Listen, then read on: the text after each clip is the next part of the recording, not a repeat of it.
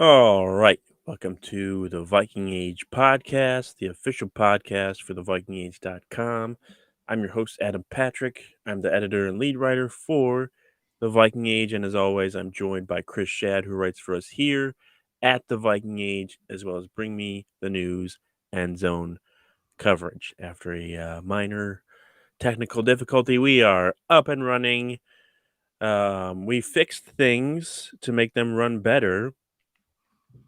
And we're waiting to see if the Vikings can do the same with their defense. Ed Donatel, the guy who apparently runs the defense, he held a press conference yesterday, and he was asked a bunch of questions by reporters about, why the defense is the worst in the league with a bunch of really good players. And he was asked, basically, is it scheme, is it players, and he was pretty quick to deny anything about the problems being scheme related and put the blame mostly on execution, which is mostly on the players.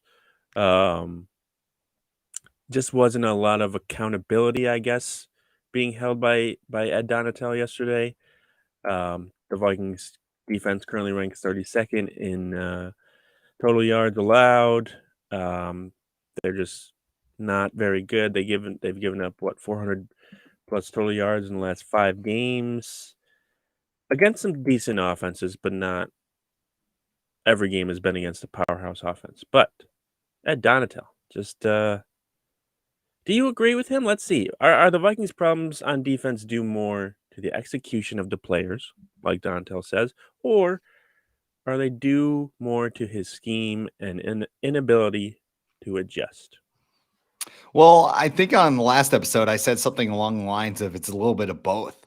Yeah. I think that Donatel, when he looked at this roster, and Kevin O'Connell is part to blame too, because he was the guy who decided all these things. He looked at this 3-4 scheme and he goes, that is the scheme I want to run. It tends to run a little bit better when you have all pro players at positions like Jalen Ramsey, Aaron Donald.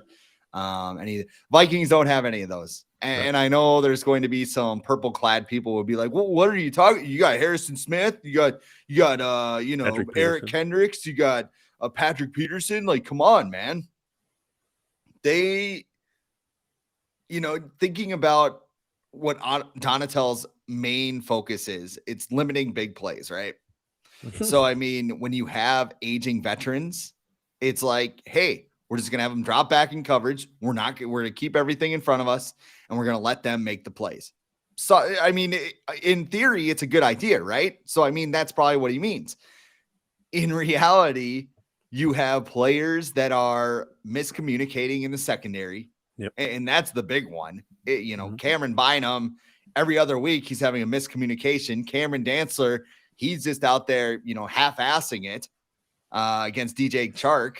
And I know he's coming off an ankle injury. Now he's sick. Like, I don't know. I'm not a big Cameron Dantzler fan to begin with. No. I think, like Viking fans, I did this when I'm playing Madden every once in a while. Like, I remember when I was in college and like Vasante Shenko was on the team. And I'm like, well, you can't trade Shenko. Like, look, he's good. Like, whatever. Like, the Vikings have that problem right now.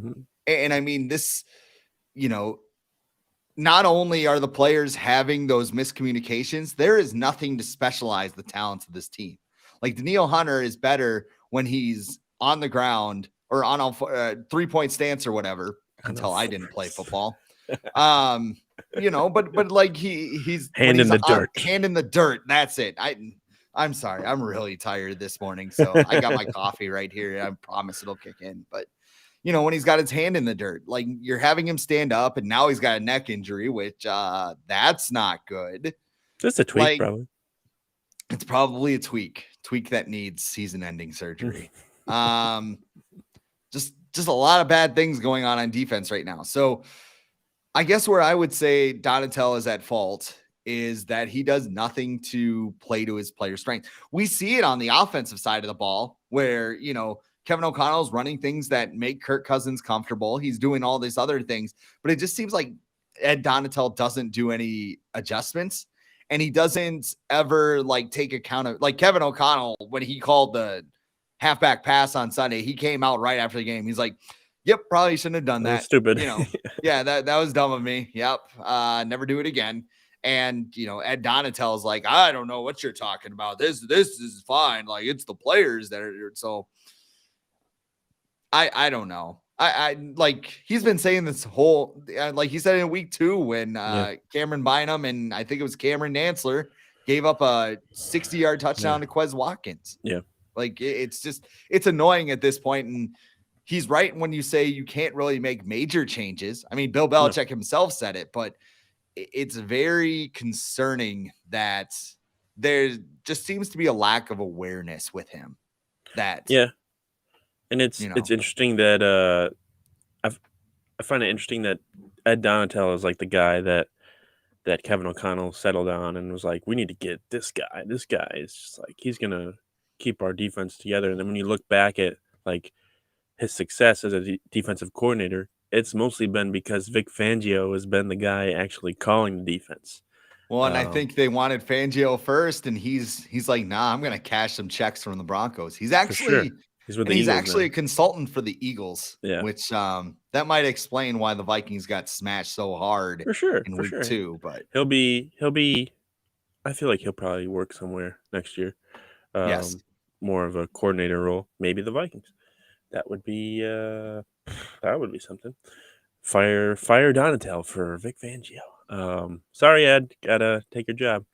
Judd Uh, Zolgad mentioned Brandon Staley, and I think that was just like a reckless yeah, speculation moment. But I would absolutely love that if he became available and wasn't a head coach somewhere else. Kevin O'Connell gives his old buddy a call and being like, "You want to coach this defense?" if the Chargers miss the playoffs, I Mhm. know Sean Payton's been rumored to be wanting a job in L.A. and the Chargers look like they would be the team unless Sean McVay retires, which is also I've heard a possibility. Um, so But if he Brandon would Staley's be, available, but the thing about Brandon Staley though is like if he does well with the Vikings, he's going to leave again. So I'm like, yeah. do you want to find someone who's going to leave and become a head coach again? Probably because they're going to succeed really well if they do that. Or do you want someone who's more like a Mike Pettin or a Vic Fangio, who's like they're just going to be a D coordinator for the next 4 or 5 years? Or here's an outside of the box one. What about Mike Mike Zimmer? Daniels? No, okay. You were right on Mike, but it's No, Mike yeah, Daniels, right? no, yeah, yeah. He Special would teams because coordinator. he was what a safety or a defensive back, Yep. I You think. also have Terrell Austin, who was let go in Detroit, but I mean the Vikings were interested in him as I think defensive backs coach coming into the season or something. So I mean Yeah, that would be somebody I would be interested in bringing in as well. Even though there'll be a Detroit's lot of defense is guys. bad, I understand that, but I not guess anymore. I mean, I not according to Jonathan Vilma. we're kind of alluding to it, but what are the chances of Ed Dontel returning next season as the Vikings defensive coordinator? What would have to happen for that to like? Would the Vikings just have to be For him to this stay? shutdown unit, or I think if they make the NFC title game, I think his job's probably safe. because they'll have fixed something if they got that far, You right? would like to think, or Yeah, their offense just decides to score 40 points a game. right. Yeah. But yeah, if he gets the NFC title game, now I'm like, I kind of hope they don't, so they can fire him. But I don't. Maybe they'll let him go either way because I think Kevin O'Connell's more like, hey, this needs to be fixed. It's not gonna be fixed with you just being here being like, oh, it's scheme. Eventually, like he talked about Daniil Hunter yesterday, and people asked like, why is he, how's he doing as far as like learning the scheme and everything? He's like, it's coming along. It'll take a year. And it's like a year. What? Yeah. He's Daniil he's not a rookie. Is Daniil Like, Hunter? are they going to do the Twins thing where it's like they're competitive and just happy to get into the tournament and like whatever happens after that? Like, the Wilfs are just sitting there with their like symbols, like Maybe clapping like Donatel the feels that way, wind but up I don't think monkey Kevin or O'Connell whatever. feels that way. I don't think Kevin O'Connell just wants to get in the playoffs. He wants to win the damn thing. Yeah. Like that's it. Like we talked about this on Monday. I'm very interested to see how this team reacts come next offseason because there's a lot of players on here that you got to look at and be subjective with them. I mean, it's old Yeller time. That's what I called it. Adam Thielen. Yeah. Yeah. That He's from 19 Minnesota, though. almost a cap hit of almost $20 million next year. That's pretty exciting for someone. That's a hometown discount. I saw people talking too, and they're like, perfect restructure candidate. I'm like, last time he was a restructure candidate, he got a raise because he's from Minnesota. How about just let him go? Just let him go. Unless he wants to make like $2 million a year. I just want to ask, why does he get a free pass for everything? Well, everyone likes this. Like, everyone likes the story. Everyone likes the, he came from the then practice buy squad. the Disney DVD in like 10 years. It's gonna be a Disney movie. It's got he's gonna go be a dentist. Eric Thompson laid this out. He's gonna be a dentist. He's gonna be sitting there, and he'll say something about like drilling the Packers as he's like filling somebody's cavities, and then he'll go into so let's talk about this. What are your favorite Disney sports movies? This is putting you on the spot and going off script, but I mean, this is a good one. Like, and I'm not talking Mighty Ducks, which Kirsten Kroll has finally watched. Good on her. I just want to give her a shout out for that. Angels in the Outfield. That's a great one. Underrated, The Big Green. I haven't watched it in a while, but that's a good one. I've never seen that one. It's a soccer movie. Way back in the day. Do they have a football? Is Little Giants? No, I don't think that's Little Giants is Fox, but it's still really good. It's owned by Disney now. So so it's probably on Disney Plus for sure. Just Mighty Ducks, I guess, would probably be the best. And Miracle is made by Disney, right? That's one. That's the Rookie is very underrated in my eyes. Is Rookie of the Year? Rookie of the Year. That is also so technically it's Disney now under that umbrella. All right. Yeah, lots of baseball up on my like suggested ones, and I might watch it. But lots of baseball and hockey, and I think Air Bud is Disney too. Not that that's like great quality, but they were the Timberwolves. Lacking. Oh my God! Don't get me started on them. Pat Beverly wants to come back, and I am just hoping he shows up and just goes full Jimmy Butler on them. All right. It would be amazing. Let's get back. Sorry, we're going off the rails here. We are off the rails. So let's say, all right. So the Vikings are going up against the Colts this weekend. Colts, not very good team, not very good offense.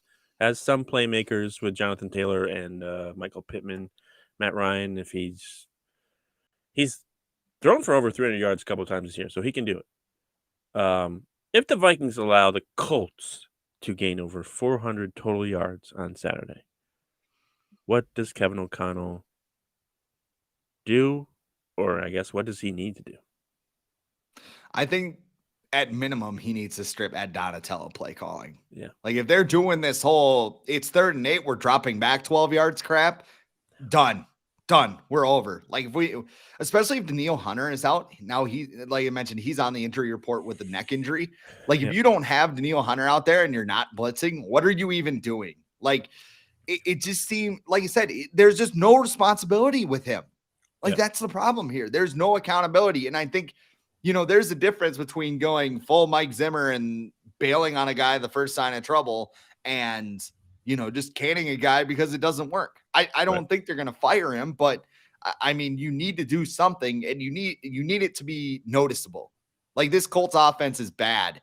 Like Matt Ryan looks like he deserves to be in retirement home. Jonathan Taylor's banged up. I was just listening to Locked On Vikings with former Pro Football Spot writer Jake Arthur, and he was saying, this offensive line doesn't really know what they're doing for the Colts. Which is weird. I mean, if your defense just gets gashed by them, I mean, Jeff Saturday ain't scared, bro, right? He's probably not scared of his defense either. He doesn't. What does he have to lose? He's not. Right. He's probably not going to be their coach next year. Hey, y'all, I know I play with Peyton Manning, y'all, but hey, when I play with Peyton, let me tell you about when I play with Peyton. Did I tell you I played with Peyton? Adam Thielen's from Minnesota, too. He's got that famous clip of Peyton yelling at him, being like, "I'm calling the plays." And Dallas Clark laughing his ass off. So he'll go back to ESPN next year. Everything will be fine. He'll be like, "Oh, remember when Jeff Saturday was the coach?" But yeah, this game is a good opportunity to get back on track for the Vikings defense, but it could be really bad if they don't they're not able to fix things and things continue to spiral, and it's like you can't stop the Colts.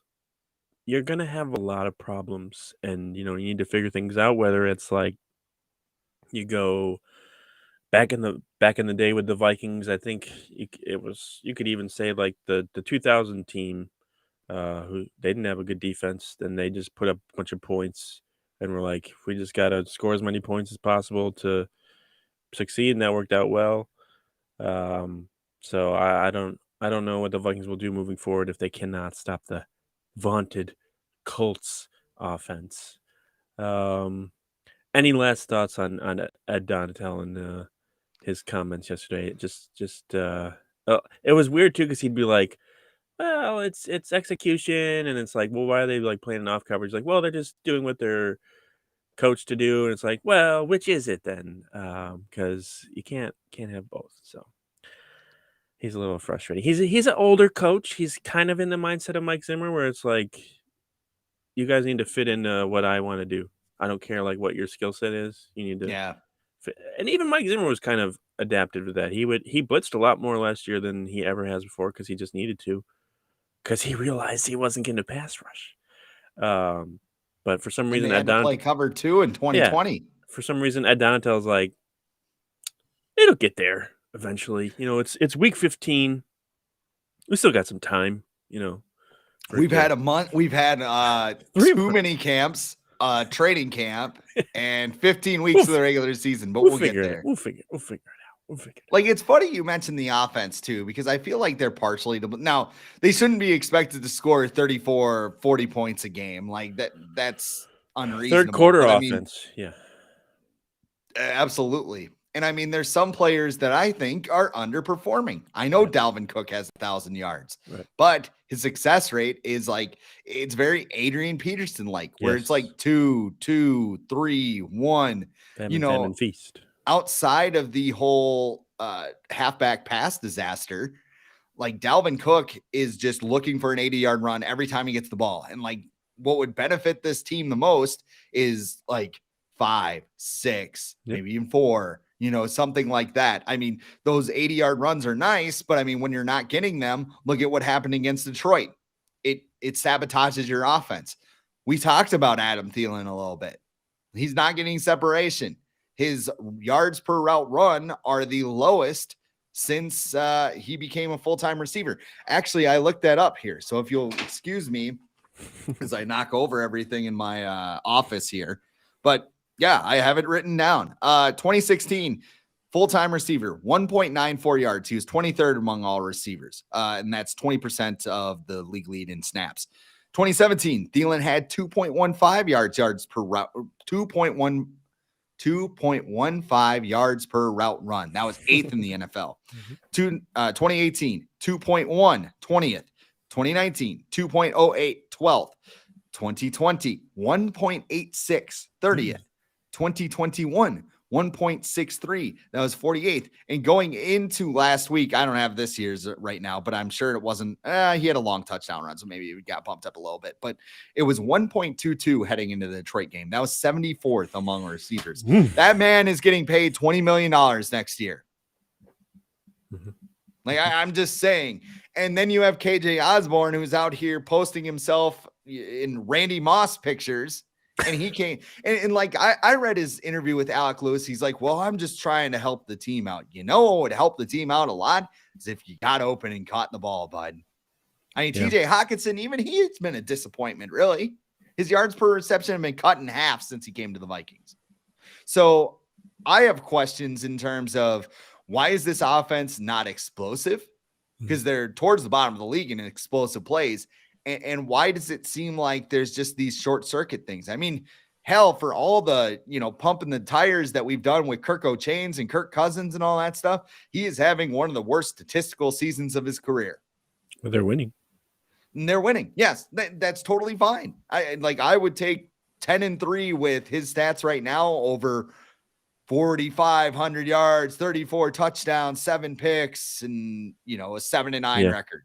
It's really weird. When he puts up a lot of numbers too, like it's not ever good. Like I posted a stat the other day of Kirk Cousins has had like I want to say 8 games where he's thrown over 400 yards. He's won one of those games. One out of 8 games. But that 2 of dark them were corner of the ties. internet will be like, look at these stats. Look at Well, these. and a lot of people responded like, "Oh, Kirk Cousins has no help," and it's like, okay. He's just got one of the greatest receivers in the history of the game Yeah. on one side of the field. Speaking of Justin Jefferson, I'm That's a good guessing that's who you were talking about, and you weren't Yeah. talking about Jalen Rager. So right now, after his monster game against the Lions, Justin Jefferson is sitting at an even 1,500 receiving yards for the season with 4 games left to go. He needs 500 more yards to hit 2,000 to become the first NFL receiver to hit 2,000 receiving yards in a single season. Calvin Johnson has the most, I believe, with like 1964 in a season with the Lions. This potent offense, just so much good offense with the Lions recently. Where you at, Jonathan Vilma? So, if Justin Jefferson hits 2,000 receiving yards, does he deserve some serious MVP consideration? Yeah, I would say so as far as stats go, but he won't because most national pundits don't like the Vikings. So that is going to, and I mean that's not like they don't like, no, they just think we're frauds and all that stuff. So go do a quick Google search of Minnesota Vikings, you'll see what I mean. And like when receivers go off like that, it's always the quarterbacks who get credit. Like, well, who's throwing them the ball? Who's unless you're Kirk Cousins, people are like, yeah, right. Could be different. I mean, this could be the one special scenario where you would say, yeah, this is totally Justin Jefferson. I don't know. I mean, Jalen Hurts is going to get a lot of recognition. I think he's probably the front runner, isn't he? You got Patrick Mahomes. I mean, the quarterbacks are just these strong presences where, you look at somebody like Justin Jefferson and you go, well, he's a good fantasy football player. Like the person, that lives on the East Coast or whatever, or the West Coast that, doesn't pay attention to the Vikings. They probably just see a whole bunch of stats and it's super weird. I don't like Cooper Kupp won the Triple Crown receiving for the first time in 17 years, and he didn't even get an MVP vote. Right. So, and now they do like, I think they do like top, they're going to do like top 10 now for MVP votes, kind of like the NBA or whatever. So we'll get to see if he actually even gets any votes. But yeah, like I don't think a receiver's ever won the MVP in the NFL. Defensive players have won it before. Alan Page, way back in the day, defensive tackle for the Vikings. That's insane to think about now. A kicker has won NFL MVP. Who was the kicker? Ray guy? He's a punter. It was like a random 1980. It was a strike season. It was 82. And it was just like there was like no one else to pick. And so they're like, let's go with a kicker. And he wasn't even perfect, which is really weird. I know that. Yeah. And then I think Adrian Peterson's the last running back to win it back in 2012. And yeah, it's basically just quarterbacks. For whatever reason, receivers don't. Like Calvin Johnson back in the day, he probably should have had some serious, consideration, but he never got that. What do you think a wide receiver would have to do to win MVP? Like, do they have to get like 30 touchdowns? Think of all the great wide receivers too, like Calvin Johnson. You mentioned Jerry Rice and like, Randy Moss, like the absurd seasons that they put up, and it's like, quarterback. Yeah, like I don't know. Like, does it have to be 3,000 yards? I mean, does he have to be like Cordell Stewart, where he plays quarterback and receiver, like kind of this hybrid? Well, you just I honestly have no idea. Dated yourself with that reference. I did. Cordell Stewart. He was the bomb, though. You could have said Taysom Hill. Taysom Hill, yeah. But Taysom Hill sucks, though. He does. Cordell Stewart was actually good. Slash. So I don't know.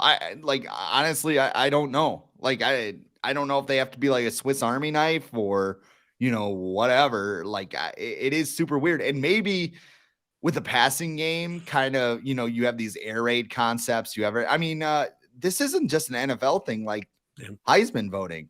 Like when Well, was the Devonta last Smith wide won it. receiver? Devonta Smith, Yeah, but he had like 25 touchdowns. right. Yeah. I mean, it's hard on NCAA 14 to win the Heisman as a receiver, even. Yeah.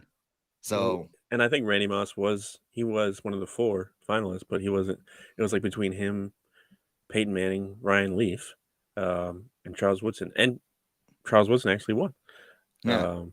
So yeah, receiver. Yeah, they have to like. It has to be like a quarter. It would have to be like Nick Mullins is the quarterback, and Justin Jefferson has 30 touchdowns and 2,500 receiving yards. And it's like, well, and the Vikings like are the number 1 seed. That I think that it would have to like all of that would have to happen in order Well, and for look at what receiver. happened when Adrian won it. It was basically run Adrian left, run Yeah, Adrian right, Potter 3-yard pass. they put him Like on his. They put he put the team on his back essentially, and was right. like, and everyone knew he was going to run. Like he was facing like 10-man boxes, and Yeah. he was still gaining 200 yards a game. That season was ridiculous, and I hope it never comes out that like he was like on some serious steroids, Yeah. because there's a good chance it probably was. Is some Chris Carter the other day said that I think he was on Ron Johnson show, or no, he was on the Kay Adams show on FanDuel or whatever that she has now. That he thinks Justin Jefferson is already better than himself and Randy Moss. Justin Jefferson is only in his 3rd season in the NFL, but obviously he's having a really good year.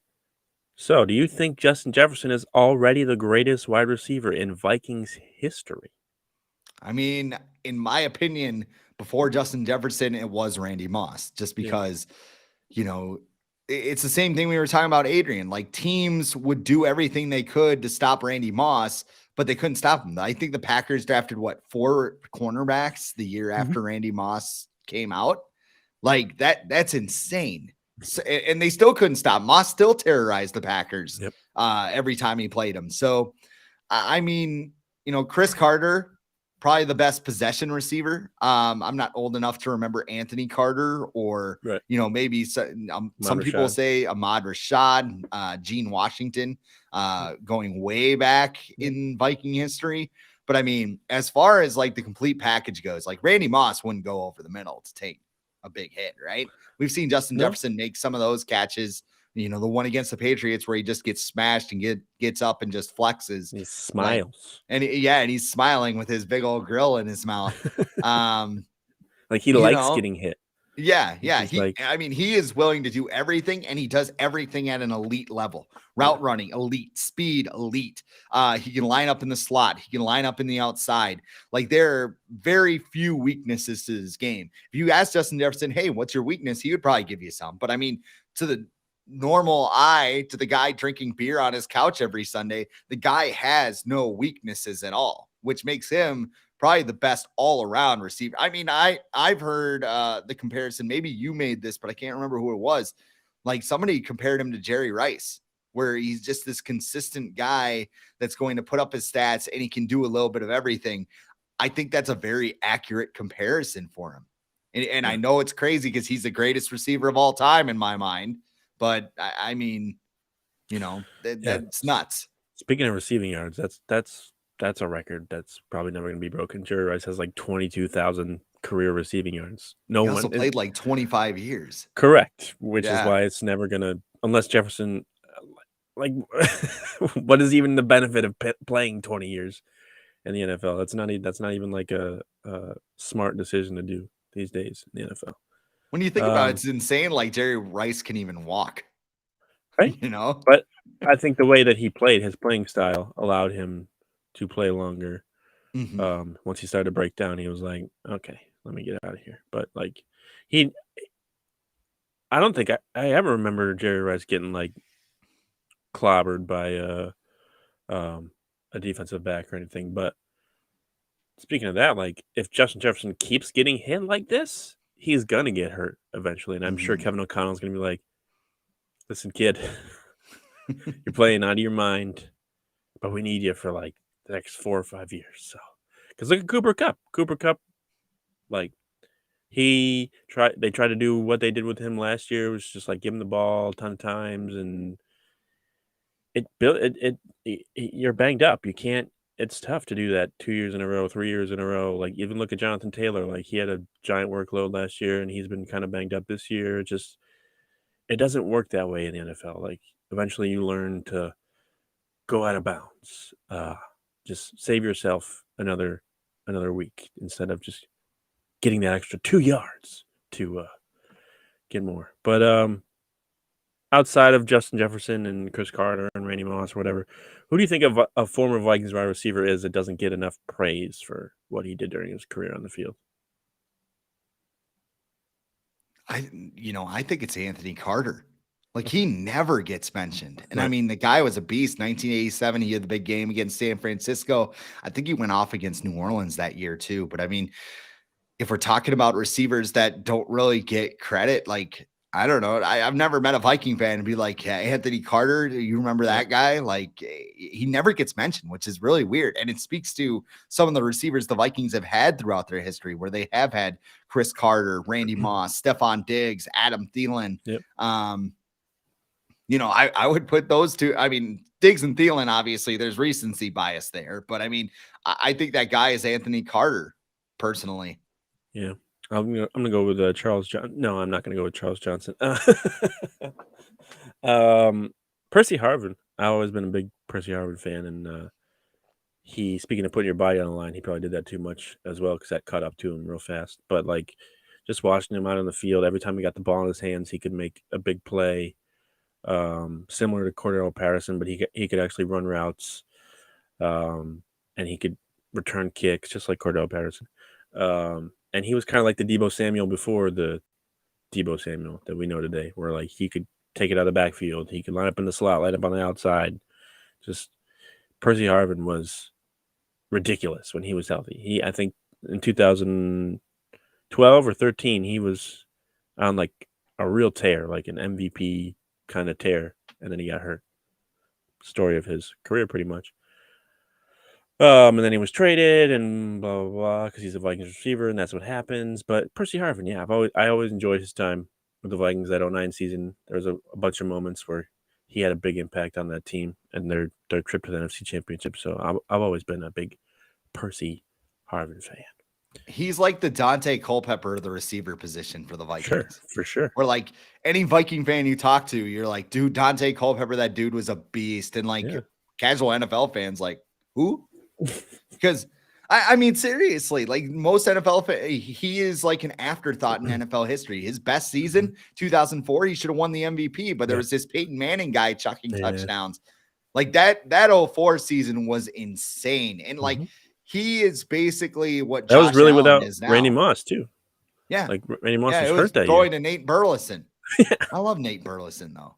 he's I a good guy. mean, Yeah. yeah, he's a good guy. But, um, with Dante Culpepper, it's just kind of, you see the same things where it's like Percy Harvin, he was like a unicorn, right? He could do a little bit of everything, like you mentioned. And, now he's just kind of an afterthought because he just kept getting hurt and he forced his way out of Minnesota. He threw a weight plate at Leslie Frazier's Yeah. head, Yeah. who's like the No, nicest human no. ever. It's I was like, gonna, no. I was gonna say known Leslie Frazier, guy known for always getting in confrontations. No, not exactly. I'd love to Um, see Percy take on Mike Zimmer. Just, oh God, they probably would have liked each other actually. Those people like that yeah. usually, like like Mike Zimmer. There's a reason why Mike Zimmer was able to get stuff out of like Vontez Perfect and Pac-Man Jones and stuff because they had a similar approach to life. Mhm. Not exactly, but mentally maybe. But yeah, like I bet if you ask players from that '09 to 12 era, they'd be like, yeah, Percy Harvin was insane. He was like, especially defensive players would be like, there's no, we could not stop him. So Yeah, he's someone. Yeah, like you said, Dante Culpepper. Like he's a legend. He's got legend status in Vikings fandom, but outside of there, probably not so much. Unless he's playing the Vikings when it's some of his best performances too, for some reason. All right, Vikings play the Colts on Saturday this week inside U.S. Bank Stadium. The game is supposed to kick off at noon. And right now, let's check. FanDuel has the Vikings favorite. At last checked, I thought it was 4. Oh, it's 4.5 now. The Vikings are favored over the Colts. That's nice that odds makers are actually having the Vikings be the favorite this week. That's nice of them. And the over-under is 47.5. Now, the Colts, not a good team. I think they're 4-8-1 right now. They've lost 6 of their last 7 games. As we mentioned before, Jeff Saturday is their head coach right now. Matt Ryan's the quarterback, and it'd probably be best for them to just lose the rest of their games to get a good draft pick so they can get a quarterback. But on Saturday, the Vikings will win if they do what? Feed Justin Jefferson. Like that is number one. That is the key, because I do not believe in this defense, even against Matt Ryan, who looks like he should be in a retirement home. Justin, I actually was listening to, like I mentioned, the Locked On Colts podcast, and I'm taking some notes here. Kenny Moore could be out with a lower leg injury. So that is a concern for the Colts. And Brandon Faison is out with an illness. So he'd be taking on Stephon Gilmore and some Slappy off the practice squad. No slouch. Jake, Stephon Gilmore is good, though. Yeah, Jake Arthur said it would not surprise him if Jefferson went for 200 yards on Sunday. Wow. I mean, if we're talking MVP candidates, that would help, right? So, and I mean, think about it. Justin Jefferson should have had 250 yards against the Lions if the refs had done their job. But of course, they did not. What do you have? 189 against the Bills? Something like that? Yeah, something mockers like that. I mean, the guy's on a tear. And I think, you know, if I'm Kevin O'Connell, I'm like, okay, we need more explosive plays. How do we get them? Throwing it to 18 seems like a good idea. And if Justin Jefferson's having one of those big games, in all likelihood, you know, it's opening things up on the inside. I do know that the interior of the offensive line is a bit of a problem because Garrett Bradbury has been limited the last couple of days. They have DeForest Buckner, who murdered Drew Samia a couple of years ago, if you remember that. And yeah, him against Ed Ingram, do not want to at all. So that's going to be, I mean, I do not expect the running game to get going on Sunday. Like I said, I think Dalvin Cook's in that old Yeller territory where you loved him. He did great things for you, but it's getting to the end of the road with all these short runs. And if he breaks off a big one, great. But I think game plan number one, just get Justin Jefferson the ball by any means necessary. And hopefully that opens up other things for Adam Thielen, KJ Osborne, TJ Hawkinson, the rest of the Vikings offense. Yeah. Don't run a tight end screen. Just don't. It doesn't work. Don't run screens, period. Yeah, they suck. They don't work. Like I remember, I think Adam Thielen had one against the Lions, and like he the 2-point literally conversion. Was it the 2-point conversion? Yeah. There was one late in the fourth, though. He took the screen and like Ed Ingram was standing right where he caught the ball. And he's like, dude. So then he threw Ed Ingram and used him like a shield to get 10 I know yards. what you're talking about. They ran into each other. Yeah. But yeah, the 2-point conversion too. That was a screen. That was a weird play call. It's like, okay. Of all the guys I want to run a screen with right now, Adam Thielen's probably at the bottom of the list. that whole thing, like it was just like what Kevin O'Connell outsmarted himself. Like it was weird. I think the Vikings, in order for them to win because the Colts defense is kind of decent this year. Aside from last week when they gave up 54 points to the Cowboys, they're 8th in total yards. They're 3rd in passing yards against. They're 21st in rushing, so not as good a rushing defense. But their defense is the only thing really giving them hope right now. So I think the Vikings have to get some turnovers. They only have 2 turnovers in their last 4 games, and it's showed like this defensive scheme, like everything that Donatel's talking about as far as execution. Like it's not the scheme. It's They haven't been getting turnovers. That's part of execution. They need to do that. And the Colts have turned the ball over like 9 times in the last 4 games. So they're going to get opportunities, especially with Matt Ryan. I think he's got like 13 interceptions or something like that this year. So they're going to get chances. They need to capitalize on those touchdowns, not field goals. And I think they should do okay. The Vikings will lose to the Colts if what happens?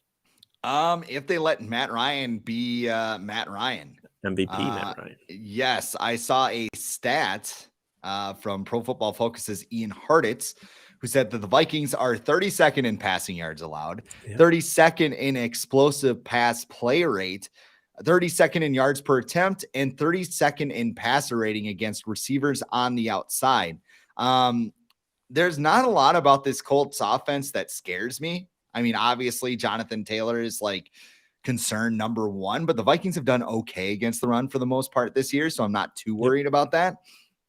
On the outside, the boundary corners, Michael Pittman is a beast. Like, he is a guy that could easily go for over 100, maybe 150 yards on Sunday.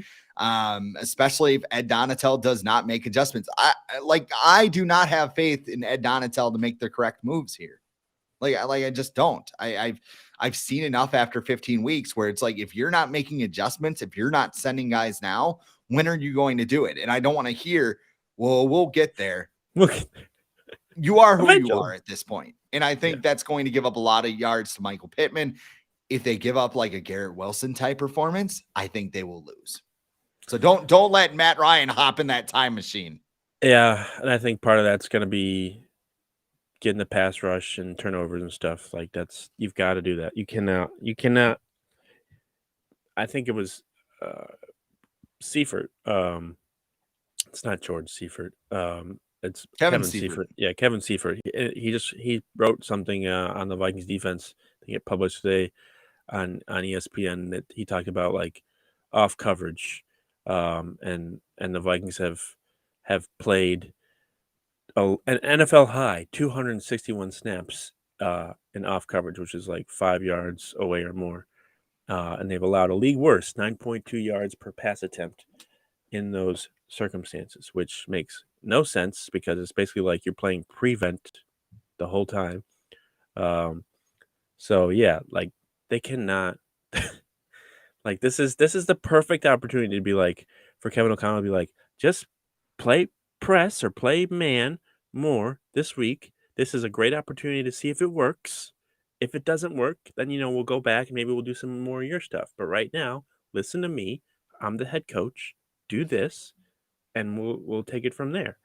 But yeah, I even think like Jonathan Taylor's an underrated thing where like he could go off, because I feel like ever since Jeff Saturday was put in charge, they've been putting more of an emphasis on getting him the ball, which they should, because he's their best offensive player. So I worry about that. I'm just letting basically anyone on the Colts offense going off. Like, there's no reason why the Vikings can't stop this Colts offense. There's no reason, except for the Vikings defense is terrible. But we'll see how that goes. I listened to the Patrick Peterson podcast, his podcast, and he talked a lot about communication, how that was like the most important thing that they need to fix going in. Like, not even like coverage wise, just like we all got to get on the same page. And he said it is hard, like, because there's guys going in, they have a different like secondary pretty much every week now. Guys get hurt and stuff, but they got to get like on the same page. That's really important. Final score prediction for Saturday. Oh God, I haven't even thought about this. On NFL Network with Nate Burleson on the call. Love Nate Burleson. Yeah. I actually, it'll be funny because I have to cover high school basketball during the game. So I don't know. If it gets close, I might just go in a side hallway away from everyone and like yell and scream and do all the things I need to do. Yeah. Calling the cops like, hey, what's going on? I'm going to say Vikings are going to give up points. Like, I think that's just a formality at this point. But I don't think the Colts have enough to hit 30. So I'm going to say Vikings win 27-24. It's going to be that close. I think it'll be a close. I mean, Oh no. like I said, I don't have faith in Ed Donatel, and this Yeah. offense concerns me too because the explosive plays just aren't there. So I mean, like I said, this team is incapable of winning a game by more than one score. This seems like a perfect opponent to do it against, but I will believe it when I see it. So 27-24 Vikings. All right. I'm gonna get crazy and say 35-21 Vikings. I think they're gonna they've been hearing it all week about the defense. I think players that last time we saw that where they were called frauds and stuff. They came out and played really well against not the Cowboys. They definitely Patriots. didn't play. Yeah, they definitely didn't play well against the Cowboys. They came out and played really well against the Patriots. I think something similar will happen. I think Kevin O'Connell is going to be like, I don't have to throw the kitchen sink at the Colts to get this win. So I think the Vikings will come out and have a commanding victory, clinch the NFC North, and then afterwards they'll be like, yeah, we're happy with the division, but this is just the first step. Sounds like you're expecting the Vikings to treat the Colts like John Randall did. Yeah. Colts! Oh, I forgot about that. That was the best part of that video. I gotta dig that up and post on Twitter. And it's so amazing. The cheese, he gets the blowtorch out. Yeah. He's the best. He's the best. Protect John Randall at all costs. Randall, he's the best. All right, that's it for today's episode. We'll be back on Monday probably to talk about the Vikings and Colts. Hopefully a victory for the Vikings. If you're watching this on YouTube, make sure to subscribe to this channel and like this video. The audio version of this podcast will be up by tomorrow morning on Apple Podcasts, Spotify, iHeart, wherever you get your podcasts. Make sure to follow the Viking Age on Twitter and Facebook as well. But until next time, Chris and I will talk to you later.